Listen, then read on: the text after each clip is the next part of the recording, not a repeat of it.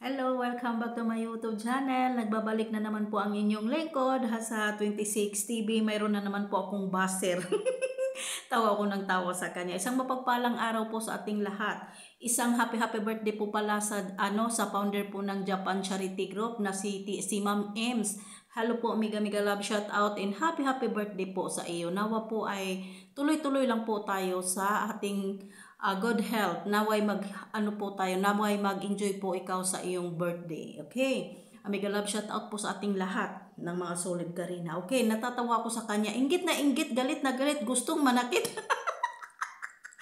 Ayan ang sabi niya, hoy Hasa, huwag ka nang pumunta ng diet, hindi ka welcome doon. At hindi ka welcome kay Ate Ruda. Lalong-lalo na po mapapahiya ka kung pag pumunta ka doon. Hindi mo makikita si Ruda. Lalong-lalo na po si Ate Ruda ay galit na galit po sa iyo. Kaya huwag kang masyadong magpapapansin at nakakahiya ka. Huwag kang mangarap na makapunta ng daet dahil hindi ka po welcome sa Kalingap. Hindi ko po siya pangalanan bilang respeto. Okay, ganito po yan. Bakit?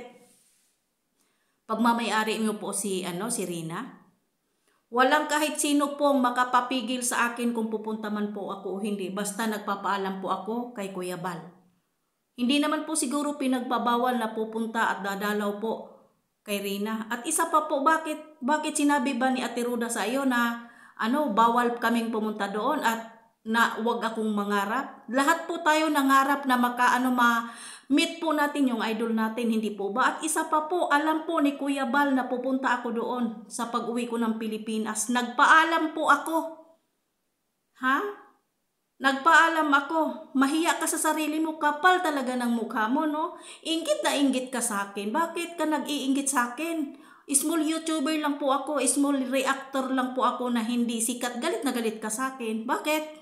At isa pa, alam ni Kuya Bal, at nagpaalam ako kay Kuya Bal na pupunta ng dait pagdating ko sa Maynila, pagdating ko ng Pilipinas.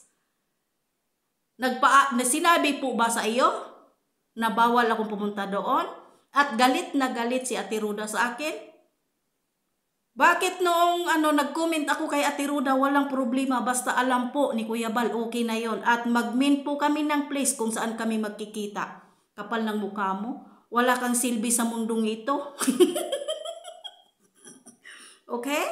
Wala kang silbi sa mundong ito. Magpakamatay ka, magbigti ka sa buhay mo. Hinayupak ka.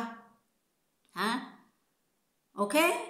Hanggang dito na lang. Maraming salamat po sa lahat ng sumusuporta sa akin. Don't forget po, like and share and subscribe sa aking YouTube channel. Bye-bye and God bless. Natatawa ko sa galit na galit sa akin. Bye!